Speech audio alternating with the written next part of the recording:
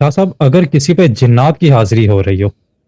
تو اس کے حل کے لیے کوئی آزمودہ وظیفہ بتائیں۔ اگر جنات کی حاضری ہو رہی ہو، یعنی کہ وہ ایک آواز میں، جب وہ آواز بدلتی ہے جنات کی حاضری میں، وہ بات کر رہی ہو یا کر رہے ہوں، تو سورہ مزمل 11 دفعہ روزانہ پڑھی جائے 11 دن کے پھیرے سے، اور یکے بعد دیگرے کوشش کریں کہ جن کے اوپر حاضری ہو رہی ہے اس کو سنائی نہ جائے۔ کوئی گھر کا ایک فرد جو ہے سورہ مزمل کی ریاضت کرے 11 دن تک 11 دفعہ۔ اور جو دوسری چیز یہ ہے کہ باقی پڑھائیوں سے گریز کریں، اور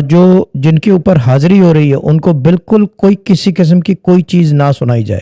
اگر آواز بدل رہی ہو بار بار، یعنی کہ کبھی کبھار کسی عورت کی آواز ہو رہی ہے اور کبھی کبھار وہی عورت جو ہے وہ مرد کی آواز میں بولنے لگتا ہے، یا آواز ویری کرتی ہے، اس کی جو فریکوینسی ہے بہت ویری کر رہی ہے، اس کا مطلب گروہ ہے جناتوں کا جو اس کے اوپر بار بار حاضر ہو رہے ہیں، اس کے لیے بھی مزمل ہی پڑھی جائے 11 دن تک۔ لیکن کوشش کریں کہ اس میں جو اگر وہ خاتون ہیں یا مرد ہیں ان کو 11 دفعہ وہ سورہ مزمل سنائی جائے۔ بسم اللہ کا نقش جو پڑھے گا اور جن کے اوپر حاضری ہو رہی ہے کوشش کریں گھر میں ہر وقت رکھا جائے، اور یہ عمل 11 دن کا ہے اور 33 دن تک جاری رکھیں۔ بہتر یہ ہوگا کہ رقیہ کسی سے کروا لیں اگر کوئی آپ کے قریب ہو، لیکن رقیہ ہو اور کوئی اتار کا طریقہ نہ کریں، کیونکہ اس کے اندر جو ہے